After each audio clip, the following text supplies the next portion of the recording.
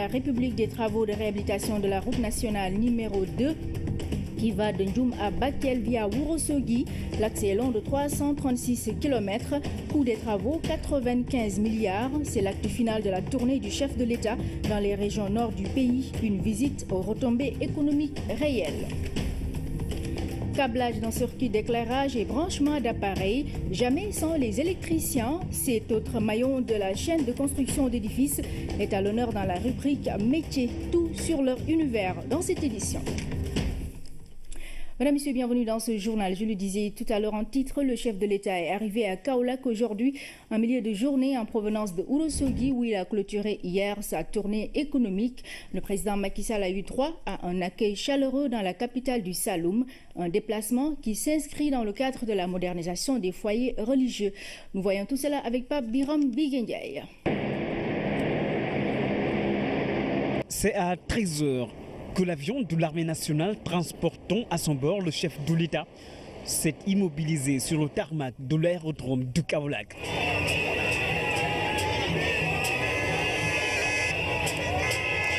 À la sortie, il y avait déjà une forte mobilisation des populations de Kaolack.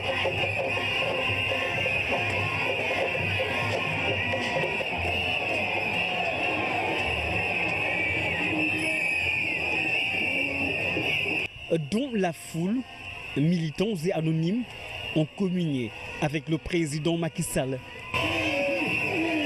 marquant ainsi leur adhésion à la politique du chef de l'État.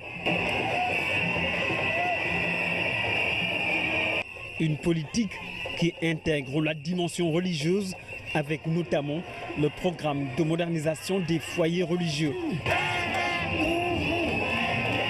Et le déplacement du président Macky Sall à Kaolack s'inscrit dans ce cadre. En mettant le cap sur Léona Niassène, c'est une haie d'honneur qui a été formée par les populations pour souhaiter la bienvenue au président Macky Sall et lui dire merci.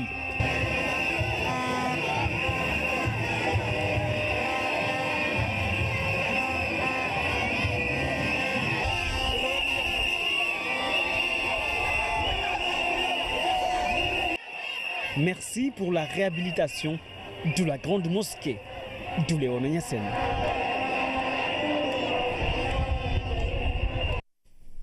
Justement, Pabiram Biguediaï, après avoir pris en charge les travaux de finition, le président de la République a pris part ce vendredi à l'inauguration de la grande mosquée de Léona Niassène. C'était donc à l'occasion de la grande prière du vendredi. Le khalife El Hadj Ibrahima Khalifa Niass a exprimé toute sa gratitude et la reconnaissance de toute la communauté pour cet acte du chef de l'État, Oumar Nying. C'est un jour d'histoire à marquer dans les annales.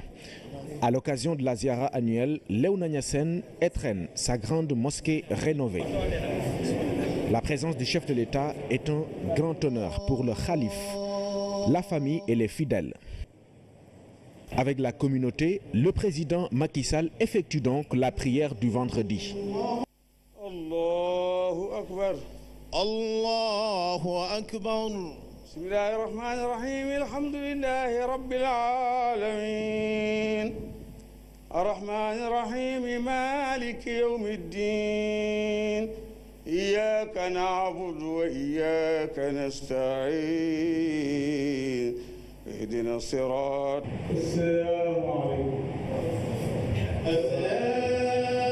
alaykum. Après les deux rakas, la voix de la famille s'élève pour dire ce qu'elle ressent à cet instant mémorable.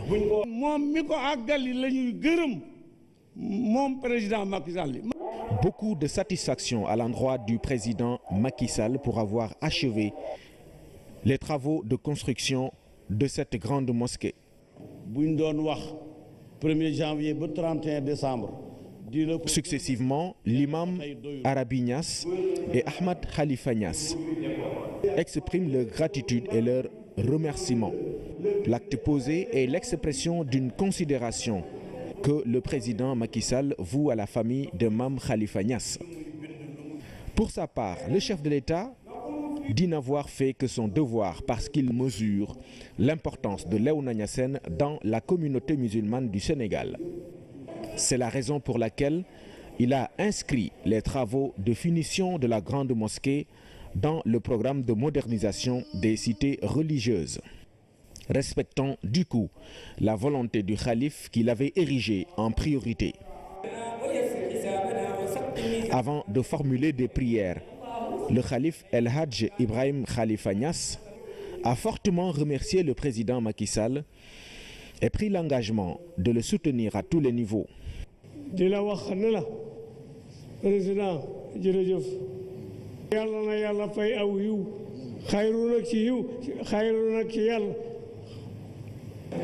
Avec lui, de nombreux fidèles qui tenaient eux aussi à exprimer au président de la République toute leur reconnaissance.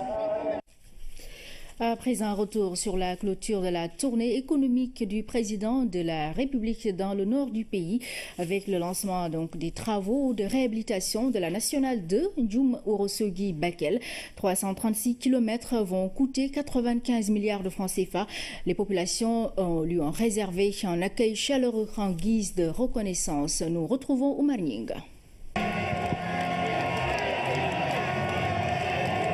La forte mobilisation des populations est une réaction à l'honneur qui est fait à Ourossogui avec le lancement des travaux de la réhabilitation de la nationale 2 entre Ndioum, Ourossogui et Bakel. Cette route fluidifiera davantage les échanges entre les vingtaines de communes traversées, puisque les routes de qualité sont des moyens de communication impératifs pour l'émergence du Sénégal. En effet, après la route Linguère-Matam qui s'est achevée grâce à vous, vous venez aujourd'hui pour les travaux de construction de la route Ndioum, Ourossogui, Kanel, Bakel, qui va impacter positivement le développement du Fouta, consacrant le désenclavement total du nord-est du pays. Pour mesurer la portée de l'acte posé par le chef de l'État, il faut passer par ce tronçon garni de nids de poules. Un vrai parcours du combattant. Le chef de l'État va mettre fin à un long calvaire. Je salue votre patience. C'est parce qu'il y a urgence que j'ai tenu à ce que les travaux que nous lançons ici figurent en bonne place dans le plan d'action prioritaire du plan Sénégal émergent. Le chantier que nous lançons ce soir porte sur 336 km. 336 km, c'est un long linéaire. Outre les voiries urbaines à Matam, à Ourossogui et à Bakel, nous aurons donc cette ligne de 336 km. Ce projet intègre aussi la construction de 60 km de pistes rurales, les relier à la route nationale numéro 2. Aussi, il est prévu la réalisation d'infrastructures socio-économiques de base, notamment des écoles, des marchés, postes de santé et 10 plateformes multifonctionnelles destinées aux femmes. Les 336 km vont coûter 95 milliards de nos francs. Les fonds seront mobilisés grâce à un concours de partenaires qui ont fait confiance au Sénégal. Excellence, Monsieur le Président de la République, de saisir encore une fois l'opportunité qui s'offre à nous pour saluer la vision et le leadership que vous avez exprimé à travers le PSE. Cette cérémonie constitue donc la démonstration de notre engagement inébranlable à accompagner les efforts de développement entrepris par votre gouvernement, notamment la mise en œuvre du plan Sénégal émergent dans lequel s'inscrit ce projet. L'investissement coûte cher mais ne représente rien devant l'importance des infrastructures dans la mise en œuvre du plan Sénégal émergent. À terme, avec le programme de désenclavement de l'île à Morphine, c'est un linéaire d'environ 720 km de route bitumée qui s'ajoutera ainsi au réseau routier national, sans compter d'autres projets en cours de finition ou déjà achevés, notamment pour les axes routiers Fatick-Kaolack, Dinguiraye, Nioro, Keur Ayib, Keur Waly Ndiaye, Passy, Sokone, mais aussi la route Joal-Samba-Dia-Differ et Touba-Dara-Linguère qui vient se connecter à la route Linguère-Matam. Mesdames et messieurs, je saisis l'occasion pour appeler à nouveau au respect des règles en matière de sécurité routière. Il ne sert à rien de construire des routes si c'est pour voir des dizaines de personnes, voire des centaines, mourir tous les mois.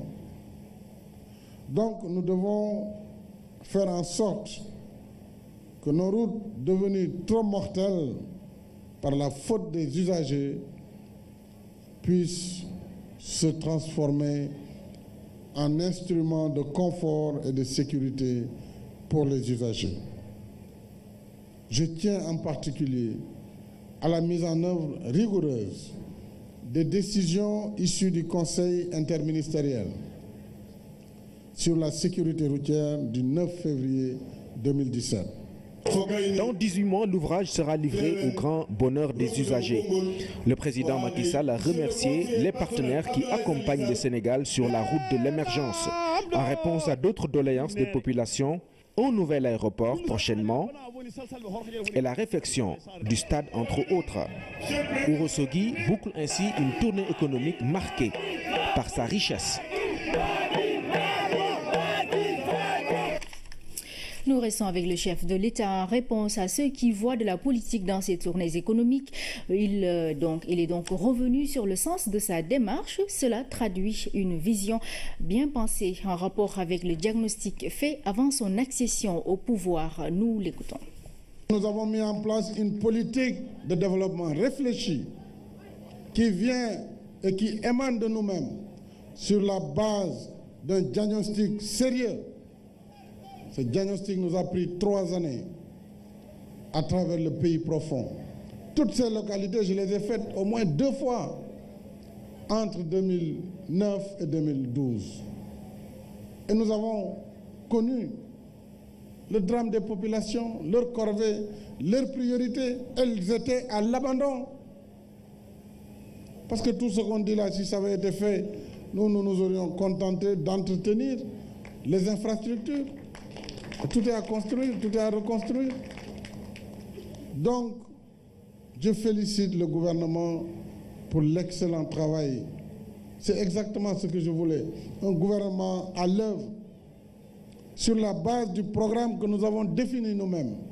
Et je félicite les partenaires ici présents. Parce qu'on a habitué les Africains à leur donner des programmes conçus ailleurs.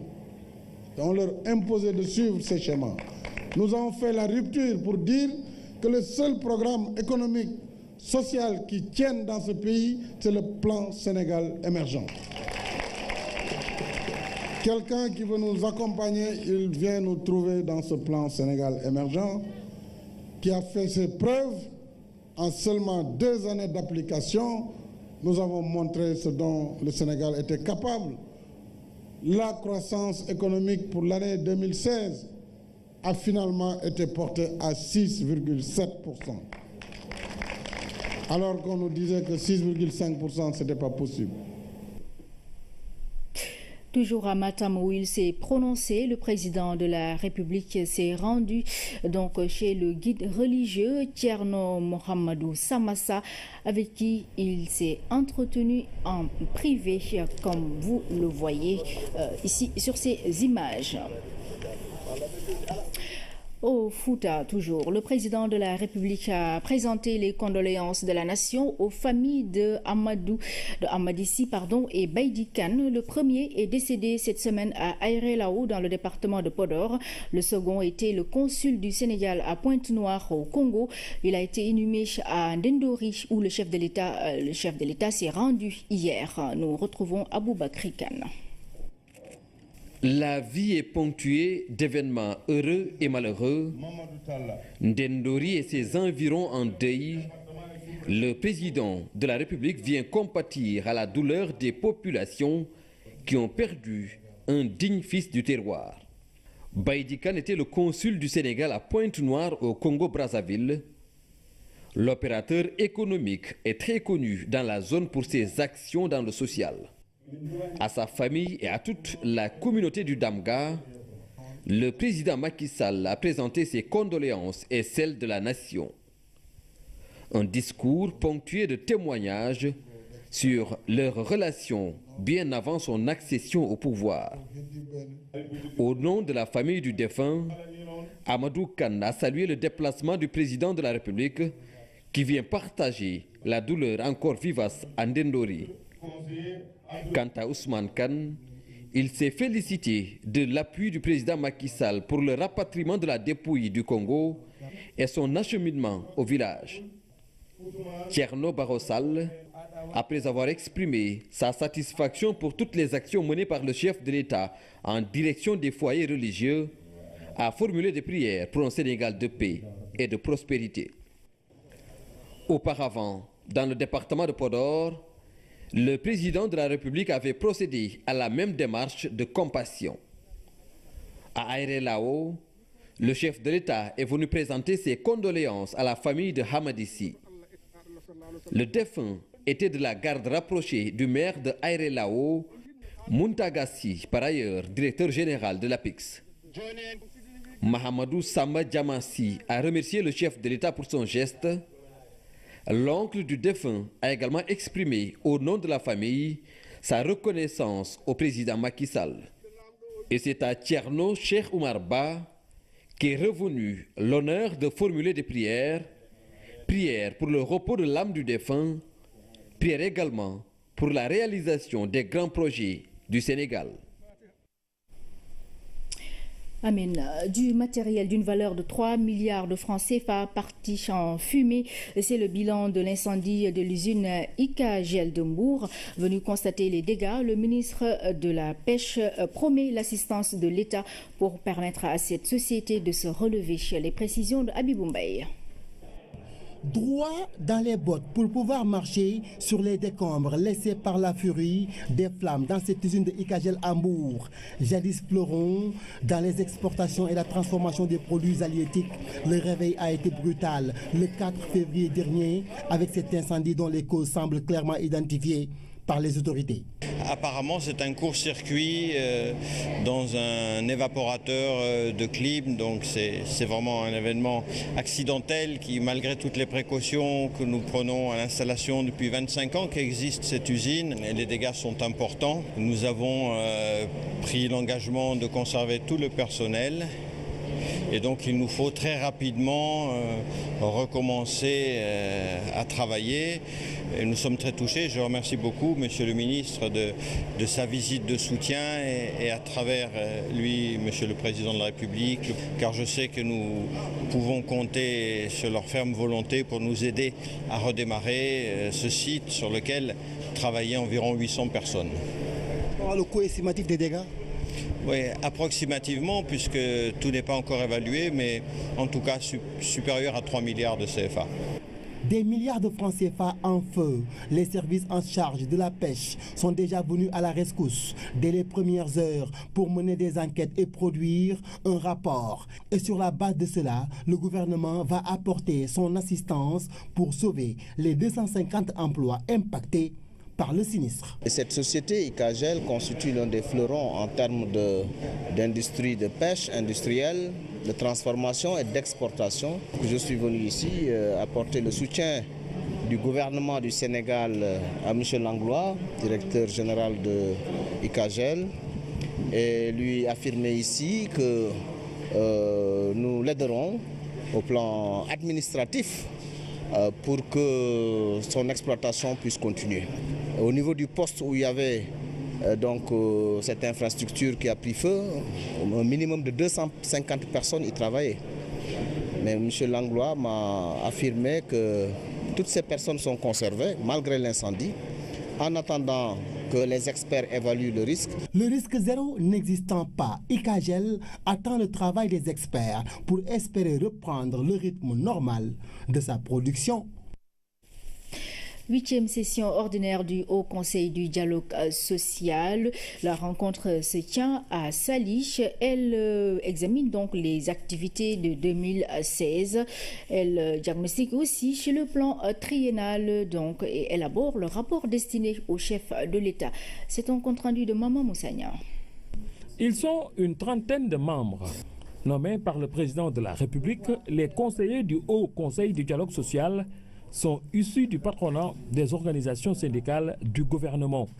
Depuis 2 ans, l'institution procède à des facilitations et à des médiations sociales entre les acteurs sociaux, appuie et forme les acteurs en matière de prévention, de gestion et de résolution des conflits. Le plus en vue, celui qui a opposé gouvernants et enseignants. Le Haut Conseil a réussi dans ce secteur à créer les conditions de restauration et de consolidation de la stabilité sociale. Nous prévoyons d'ailleurs, sous ce rapport, de contribuer à la consolidation de la stabilité sociale, notée dans le secteur éducatif depuis le début de l'année scolaire, en tenant une réunion de samedi 11 mars 2017 entre les représentants des organisations syndicales d'enseignants et des ministères impliqués dans la prise en charge des accords dans ce secteur. Cette présente assemblée prépare à l'occasion le rapport 2016 sur l'état du dialogue social, un rapport qui sera présenté au chef de l'État. Cela pour identifier les axes de réforme pouvant contribuer à la rénovation sociale. Cette rénovation sociale passe par la réactualisation du cadre juridique qui régit les relations professionnelles, qui est aussi un des gages d'un dialogue social fécond. Dans ce domaine, la précédente assemblée plénière a servi de plateforme de concertation nationale tripartite, de réactualisation de la convention collective nationale interprofessionnelle qui date de 1982. La rencontre de Saly prend fin samedi. Elle permettra surtout de faire une évaluation des activités menées par l'institution en 2016. Et puis d'importantes découvertes archéologiques viennent enrichir l'histoire du Sénégal. À titre d'exemple, des céramiques datant du XIIIe siècle ont été trouvées. Les résultats qui découlent d'un programme de recherche dans la vallée de la Falémé, ils ont été partagés lors d'une conférence de presse. C'est un compte rendu de Fatou Diouf. Cet exposé du professeur Eric Ouissekom retrace un véritable chapitre de l'histoire africaine vieille de 300 000 ans. Grâce à des fouilles archéologiques, des chercheurs de 14 institutions académiques européennes et africaines ont fait d'importantes découvertes. Leurs études révèlent que la vallée de la Falémé fut un important axe de migration potentielle lors des variations climato-environnementales. La vallée de la Falémé apparaît de plus en plus comme une région qui a été densément occupée de par le temps, qui livre aujourd'hui des choses inattendues, notamment les plus anciennes occupations humaines actuellement datées en Afrique de l'Ouest, mais aussi d'autres éléments sur la préhistoire ancienne tels que des fragments d'ocre, des matites taillées qui n'étaient totalement inconnus actuellement en Afrique de l'Ouest dans ces dates anciennes. Et puis bien sûr aussi toute la problématique autour de la recherche de l'or à l'époque de l'Empire du Ghana et de l'Empire du Mali. Le site de Djoutubaya nous mène sur les traces de l'or de Bambouk. À Farabana, on trouve le fort d'Orléans. Sur les sites de Tumbunto et à Lingel, ils ont découvert d'anciennes céramiques du XIIIe siècle. Toutes ces découvertes prouvent que l'Afrique a bel et bien participé à l'histoire des grandes inventions du monde. Nous avons aussi la découverte de petits fragments d'hématite qui étaient taillés, qui servaient à peindre. Alors, est-ce que c'était à peindre des objets, à peindre le corps? Ça, on ne le sait pas encore. Mais cela aussi, ce sont une grande découverte pour l'Afrique de l'Ouest.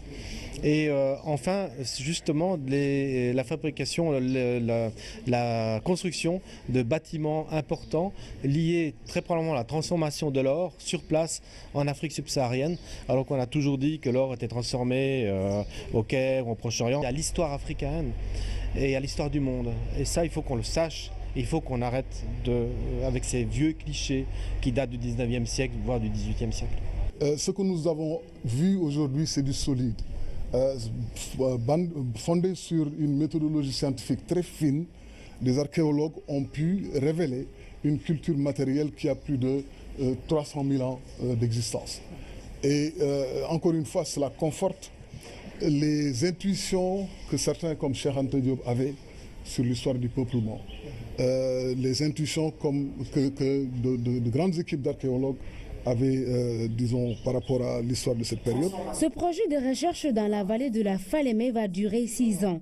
En partenariat avec l'IFON, l'équipe du programme Peuplement humain et paléo-environnement en Afrique vont essayer de reconstituer une culture matérielle. Il s'agit d'amener une réponse à ceux qui prétendent que l'Afrique est un monde anhistorique. L'Afrique, justement, face aux défis et enjeux de la résistance aux antimicrobes. C'est le thème de la rentrée solennelle de l'école inter-État des sciences et médecine vétérinaire de Dakar. Personnel et étudiants ont participé à la réflexion. C'est un compte-rendu de Philomène Constance Diagne.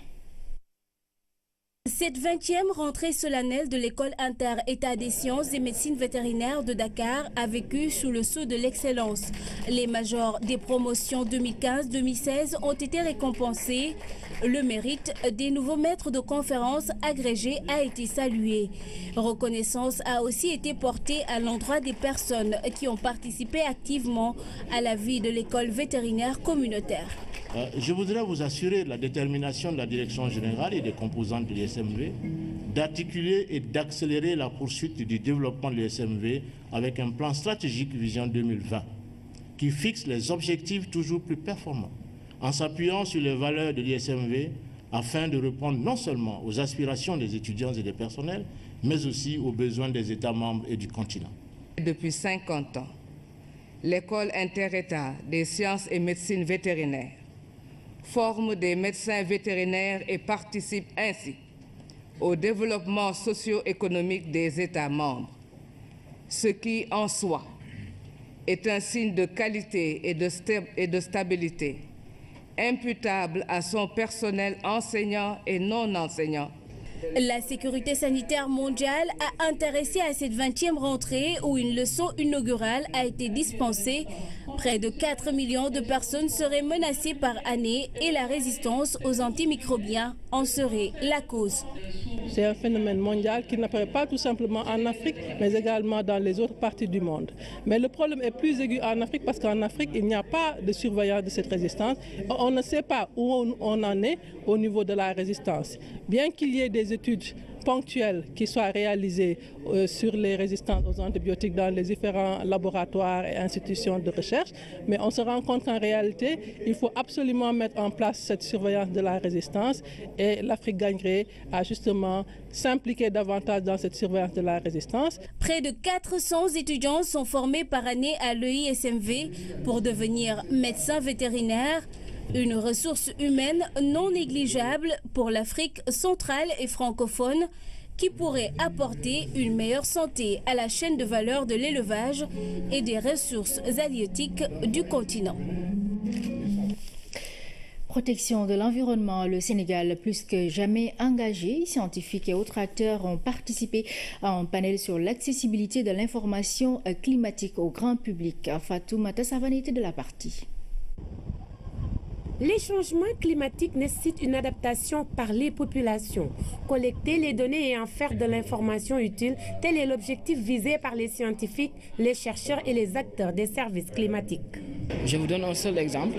À Saint-Louis, on voit que des populations comme Djeben Gandiol souffrent énormément du changement climatique. Mais faute d'informations, elles ne peuvent pas efficacement s'adapter au changement climatique. Voilà pourquoi, à mon avis, je pense que les chercheurs doivent mettre à la disposition de ces comités-là les informations. Les gouvernants également doivent mettre les moyens permettant à ces chercheurs-là de disposer, d'aller vers l'information. Pour les gouvernants de l'Afrique de l'Ouest, il est primordial de prendre en compte ces données qui peuvent prévenir des catastrophes ou des anomalies climatiques dans le court ou le long terme. On se focalise spécifiquement sur les services climatiques, c'est-à-dire tout ce qui est lié au climat, Les gouvernements africains ont besoin de ça dans la pêche, dans l'agriculture, dans beaucoup de secteurs. C'est des informations vitales qui peuvent servir ces acteurs sur le plan social. C'est des choses très importantes qui pourraient aider à prédire le climat dans le futur. Le Sénégal s'est engagé sur la problématique, une volonté du gouvernement de lutter contre les effets néfastes du changement climatique. La CDN, la contribution déterminée du Sénégal, qui est un document d'engagement dans lequel le Sénégal dit clairement sa volonté de participer aux côtés de la communauté internationale dans la lutte contre le changement climatique. L'ampleur et la vitesse du changement climatique prennent souvent de court les populations par manque d'informations, d'où la nécessité d'intégrer le volet information de ces données pour une adaptation rationnelle des activités comme la pêche et l'agriculture. Place à la rubrique du vendredi dans la suite de notre série de métiers du bâtiment. Ce soir, un focus aux métiers, sur les métiers donc des électriciens. Ces derniers réalisent des installations électriques des maisons. Le plus important est de commencer par dresser un plan de distribution intégral par rapport aux différentes pièces et avec l'emplacement des différents appareils. Donc, dans un bâtiment, focus sur les électriciens. C'est dans la rubrique métiers avec Luis Bizarre. Ils auscultent, analysent et se posent 1001 questions. À l'origine du questionnement, les dangers liés à l'installation des fils électriques dans un bâtiment. Avoir une bonne installation, ça vaut le coup. Des fois, tu peux avoir la malchance de tomber sur une fil non bien protégée, qui a une haute tension. Ça peut trop quitter. J'ai eu la malchance de tomber du 2e étage jusqu'en bas. J'ai presque fait 7 jours de commande. Pour contourner ces obstacles, ces électriciens ont tout d'abord commencé par évaluer les besoins en énergie électrique de cette habitation. Une évaluation qui a permis de déterminer le type d'abonnement auprès du fournisseur. Là, je suis en train de préparer une mise à la terre. La terre, c'est pour éviter les masses, les petites masses qu'on remarque des fois sur les frigos. La connaissance des besoins en énergie a permis à ces 3 électriciens d'établir le plan architectural et d'implanter le matériel. Des éléments qui permettent de positionner les points d'éclairage, des interrupteurs ainsi que les prises. Ça, on l'appelle un multimètre. Ça sert à mesurer les tensions d'électricité et en même temps les continuités des câbles. Pour la pose de l'appareillage et câblage, ici, on a opté pour la pose mixte. Ce type de pose permet de ceinturer la pièce par le haut ou par le bas avec de la goulotte pour ensuite distribuer l'appareillage. On faisait de la câblerie, on tirait, moi et mon ami Mbaye, on installait une climatiseur. Pour cela, il fallait tirer les câbles. Pour ne pas perdre du temps inutilement, la réalisation consiste à suivre une logique. Ici, les boîtiers sont tracés à la hauteur voulue. Résultat des courses, tous les raccordements sont faits à la minute. C'est une attente là. Il faut une collaboration bien étroite pour savoir que ton partenaire est en train de tirer, toi aussi tu es en train de pousser pour que ça passe, ça facilite les choses. Et la mise en service, cette étape est la plus valorisante, c'est l'aboutissement du travail. À l'essai, ces électriciens mettent en service chaque circuit. Tout ce qu'on a besoin comme matériel électrique, on utilise des prises. Les lumières aussi, il y en a des va-et-vient, des interrupteurs simples. Tout ce travail obéit aux normes électriques avec un équipement minimum. Les 2 apprentis sont coachés ici par un électricien professionnel rompu à la tâche. Tout ce qui est électronique et système de sécurité, je l'ai appris au Maroc. J'ai eu la chance de sortir. En fait, ça donne de l'argent. Là, on gagne notre vie. Il n'est plus envisageable aujourd'hui de construire une maison sans installation électrique, à moins qu'on se trouve dans un village où l'alimentation se fait le plus souvent en lampe tempête. L'électricité est devenue incontournable au sein des ménages, d'où la nécessité de recourir aux professionnels dans ce domaine pour éviter des éventuels courts-circuits. Conseil bien noté. La semaine prochaine, nous vous proposerons le métier de plombier dans la rubrique du vendredi. Et puis au Maroc, une centaine de femmes journalistes venues de plusieurs pays d'Afrique ont célébré le 8 mars, donc la journée internationale de la femme, d'une manière bien particulière. Elles viennent de lancer sous la houlette de la chaîne 2M les Panafricaines. C'est donc un réseau de femmes journalistes africaines, une initiative qui vise à promouvoir l'engagement des femmes du continent avec une coopération à travers les médias africains. Envoyé spécial au Maroc, Ourey Thiam. Sur initiative de la chaîne marocaine 2M, une centaine de femmes journalistes viennent de mettre sur pied les Panafricaines. Les Panafricaines, aujourd'hui le premier réseau des femmes journalistes africaines dont l'objectif premier est de briser les barrières afin d'aller vers une dynamique unitaire et ce à travers une meilleure implication des femmes sur le continent.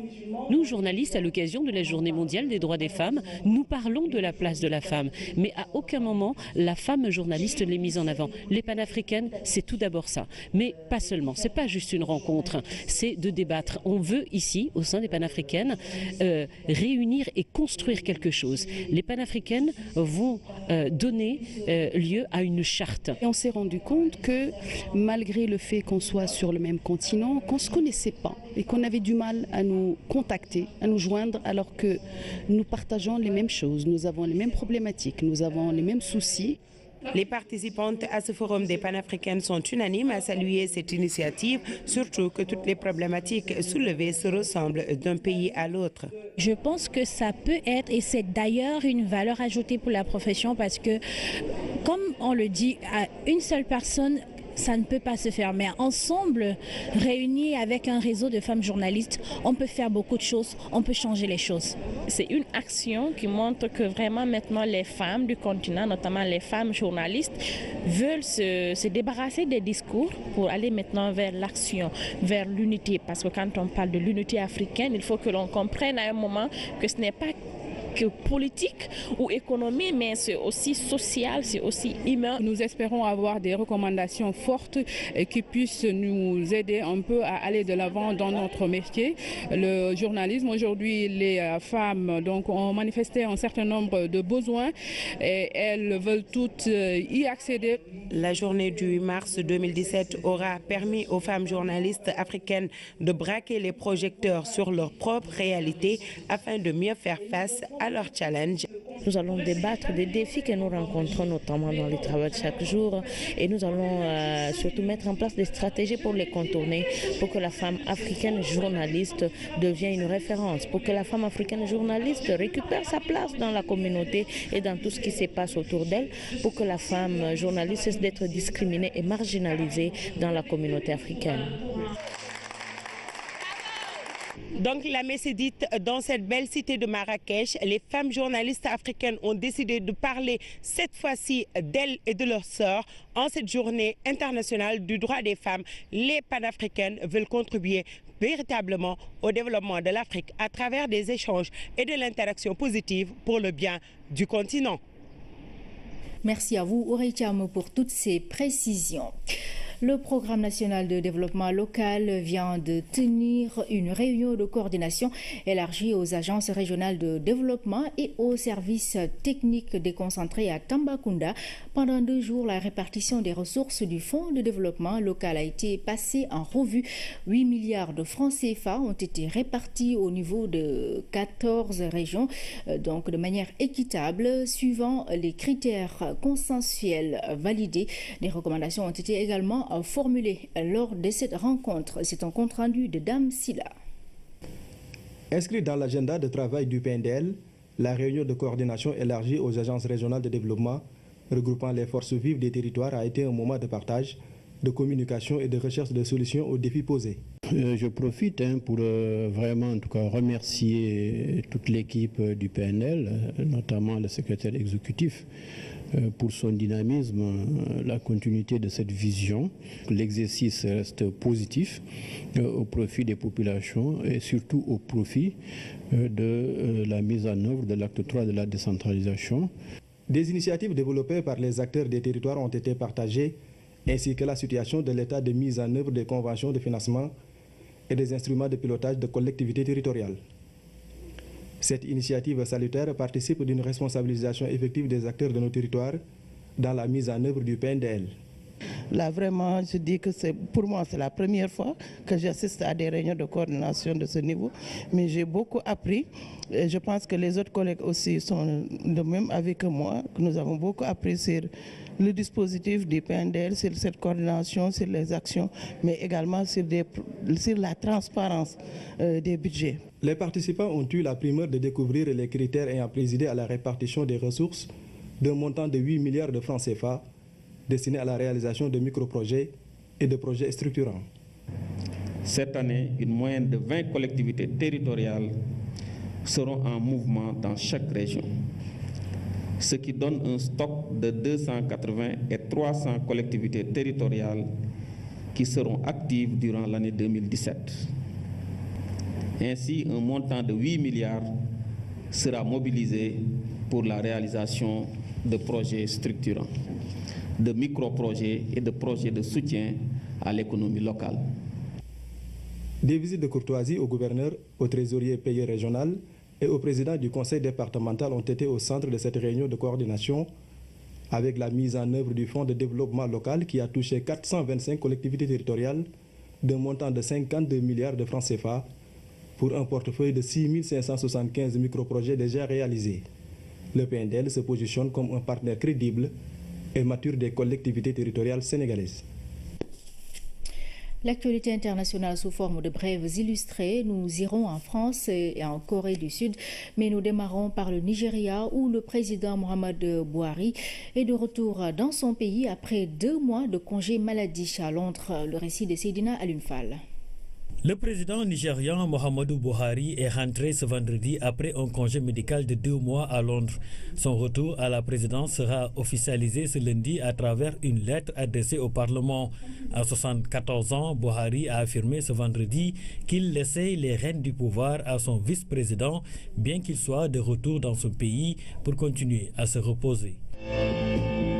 La Cour constitutionnelle sud-coréenne a entériné ce vendredi la destitution de la présidente Park Geun-hye, emportée par un scandale de corruption. Âgée de 65 ans, Park était devenue en 2012 la première femme à diriger la Corée du Sud.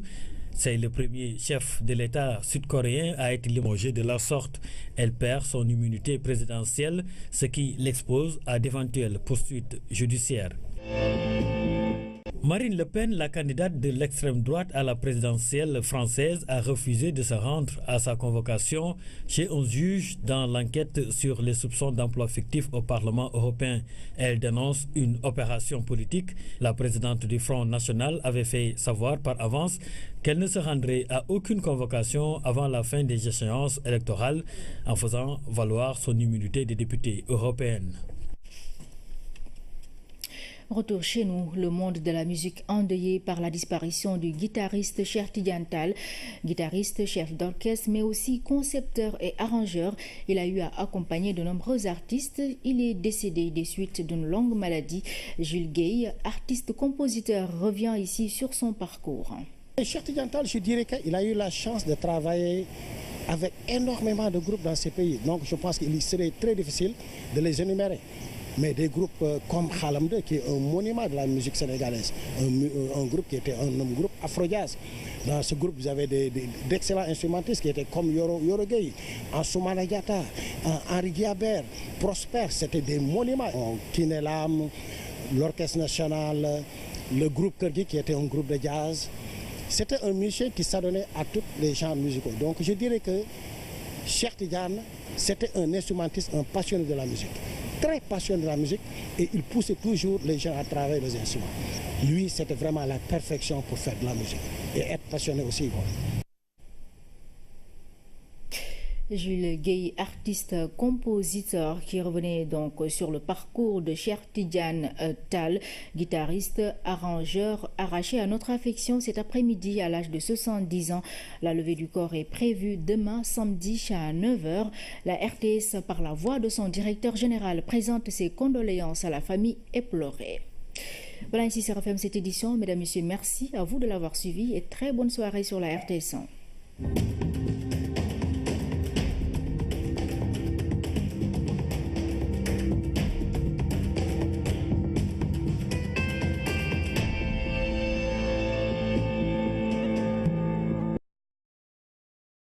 إياك نعبد وإياك نستعين اهدنا الصراط. السلام عليكم. Après les 2 rakas, la voix de la famille s'élève pour dire ce qu'elle ressent à cet instant mémorable.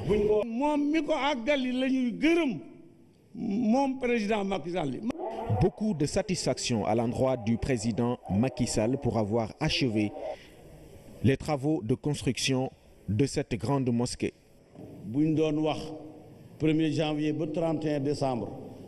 Successivement, l'imam Arabi Niass et Ahmad Khalifa Niass expriment leur gratitude et leur remerciement.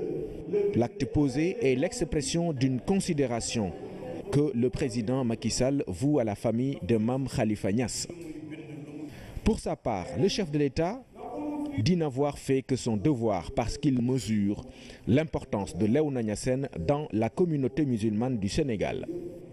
C'est la raison pour laquelle il a inscrit les travaux de finition de la grande mosquée dans le programme de modernisation des cités religieuses, respectant du coup la volonté du khalife qu'il avait érigée en priorité. Avant de formuler des prières, le khalife El Hadj Ibrahim Khalifa Niass a fortement remercié le président Macky Sall et pris l'engagement de le soutenir à tous les niveaux.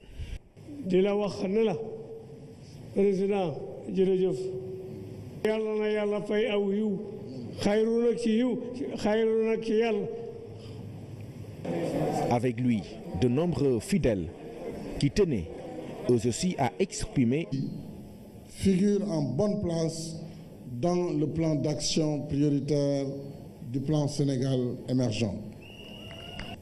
Le chantier que nous lançons ce soir porte sur 336 km. 336 km, c'est un long linéaire. Outre les voiries urbaines à Matam, à Ourossogui et à Bakel, nous aurons donc cette ligne de 336 km. Ce projet intègre aussi la construction de 60 km de pistes rurales, les relier à la route nationale numéro 2. Aussi, il est prévu la réalisation d'infrastructures socio-économiques de base, notamment des écoles, des marchés, postes de santé et 10 plateformes multifonctionnelles destinées aux femmes. Les 336 km vont coûter 95 milliards de nos francs.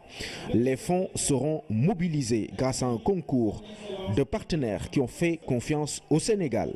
Excellence, Monsieur le Président de la République, de saisir encore une fois l'opportunité qui s'offre à nous pour saluer la vision et le leadership que vous avez exprimé à travers le PSE. Cette cérémonie constitue donc la démonstration de notre engagement inébranlable à accompagner les efforts de développement entrepris par votre gouvernement, notamment la mise en œuvre du plan Sénégal émergent dans lequel s'inscrit ce projet. L'investissement coûte cher mais ne représente rien devant l'importance des infrastructures dans la mise en œuvre du plan Sénégal émergent.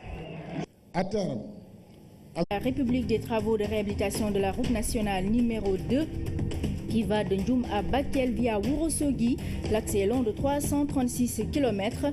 Coût des travaux 95 milliards. C'est l'acte final de la tournée du chef de l'État dans les régions nord du pays. Une visite aux retombées économiques réelles. Câblage d'un circuit d'éclairage et branchement d'appareils, jamais sans les électriciens. Cet autre maillon de la chaîne de construction d'édifices est à l'honneur dans la rubrique Métiers, tout sur leur univers dans cette édition. Madame, Monsieur, bienvenue dans ce journal. Je le disais tout à l'heure en titre, le chef de l'État est arrivé à Kaolack aujourd'hui, un milieu de journée en provenance de Ourossogui où il a clôturé hier sa tournée économique. Le président Macky Sall a eu droit à un accueil chaleureux dans la capitale du Saloum, un déplacement qui s'inscrit dans le cadre de la modernisation des foyers religieux. Nous voyons tout cela avec Pape Biram Biguendiaï. C'est à 13h que l'avion de l'armée nationale transportant à son bord le chef de l'État s'est immobilisé sur le tarmac de l'aérodrome du Kaolack.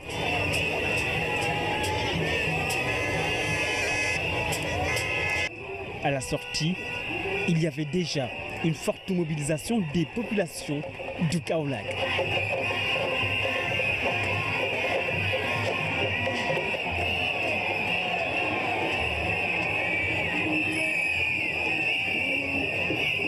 Dont la foule, militants et anonymes, ont communié avec le président Macky Sall, marquant ainsi leur adhésion à la politique du chef de l'État. Une politique qui intègre la dimension religieuse avec notamment le programme au président de la République toute leur reconnaissance. Après un retour sur la clôture de la tournée économique du président de la République dans le nord du pays, avec le lancement des travaux de réhabilitation de la nationale 2, Ndjoum-Ourossogui-Bakel, 336 km vont coûter 95 milliards de francs CFA. Les populations lui ont réservé un accueil chaleureux en guise de reconnaissance. Nous retrouvons Oumar Nying.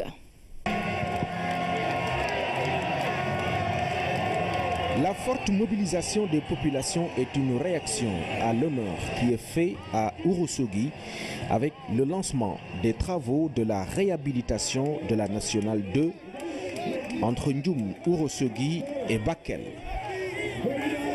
Cette route fluidifiera davantage les échanges entre les vingtaines de communes traversées, puisque les routes de qualité sont des moyens de communication impératifs pour l'émergence du Sénégal. En effet, après la route Linguère-Matam qui s'est achevée grâce à vous, vous venez aujourd'hui pour les travaux de construction de la route Ndjoum, Ourossogui, Kanel, Bakel, qui va impacter positivement le développement du Fouta, consacrant le désenclavement total du nord-est du pays. Pour mesurer la portée de l'acte posé par le chef de l'État, il faut passer par ce tronçon garni de nids de poules. Un vrai parcours du combattant. Le chef de l'État va mettre fin à un long calvaire. Je salue votre patience. C'est parce qu'il y a urgence que j'ai tenu à ce que les travaux que nous lançons ici de modernisation des foyers religieux et le déplacement du président Macky Sall à Kaolack s'inscrit dans ce cadre.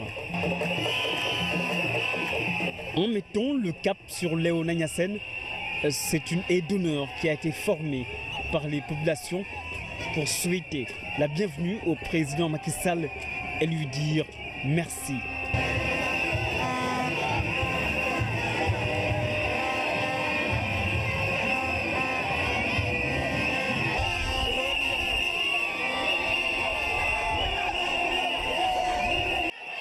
Merci pour la réhabilitation de la grande mosquée de Léona Niassène.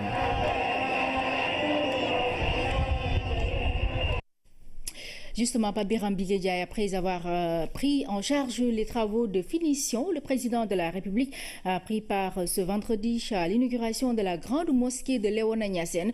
C'était donc à l'occasion de la grande prière du vendredi. Le khalife El Hadj Ibrahima Khalifa Niass a exprimé toute sa gratitude et la reconnaissance de toute la communauté pour cet acte du chef de l'État, Oumar Nying.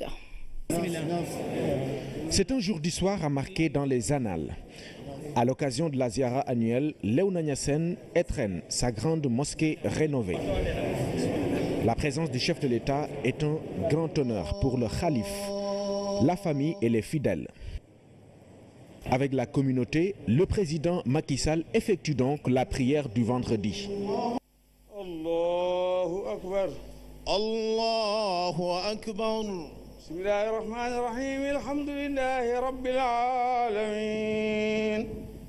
Ar-Rahmanir Rahim. Maliki Yawmiddin.